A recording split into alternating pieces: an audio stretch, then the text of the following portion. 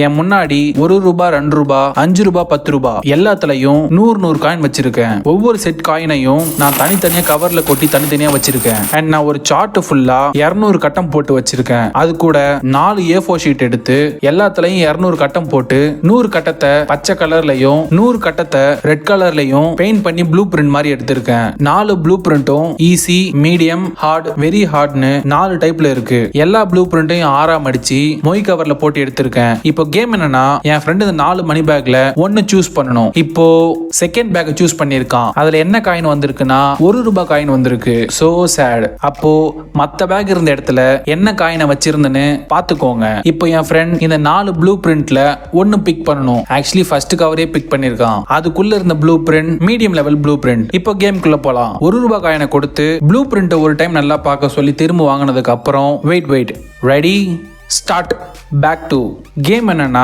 என் ஃப்ரெண்டுக்கு மொத்தம் 3 சான்ஸ். அவன் எப்ப வேணாலும் ப்ளூ பிரிண்ட வாங்கி பார்க்கலாம். ப்ளூ பிரிண்ட்ல பார்த்த மாதிரி காயினை கிரீன் கட்டத்தோட இடத்துல சார்ட்ல வைக்கணும். கேமோட எண்டுல எத்தனை காயினை கரெக்டா கிரீன் கட்டத்துல வைக்கிறானோ அதை அவன் கிட்டவே கொடுத்துருவேன். இதுதான் கேம்.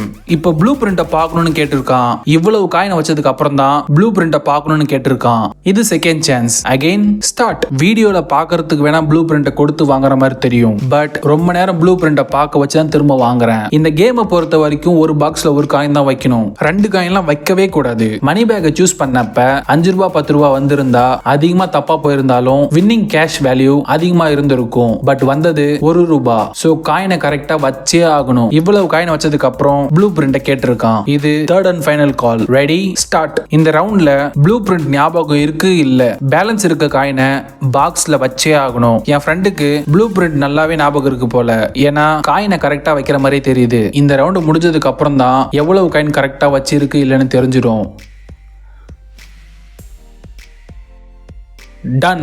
100 காயினை இந்த 100 கட்டத்தில் தான் வச்சிருக்கான். ப்ளூ பிரிண்ட கலர் பண்ண மாதிரி சார்ட்டையும் கலர் பண்ணிட்டா இப்படிதான் இருக்கும். இதுல எத்தனை காயின் சரி தப்புன்னு எண்ணி பார்த்ததுல 15 காயினை தப்பா ரெட் கட்டத்திலையும் அண்ட் 85 காயினை சரியா கிரீன் கட்டத்துல வச்சிருக்கான். 85 காயின் 5 ரூபாய் 10 ரூபாய் இருந்திருந்தா வேற மாதிரி இருந்திருக்கும். 1 ரூபாய்ங்கிறதுனால வெறும் 85 ரூபாய் தான் வின் பண்ணிருக்கான். சோ வின் பண்ண 85 ரூபாயை கேஷா அவங்கிட்ட கொடுத்துட்டேன்.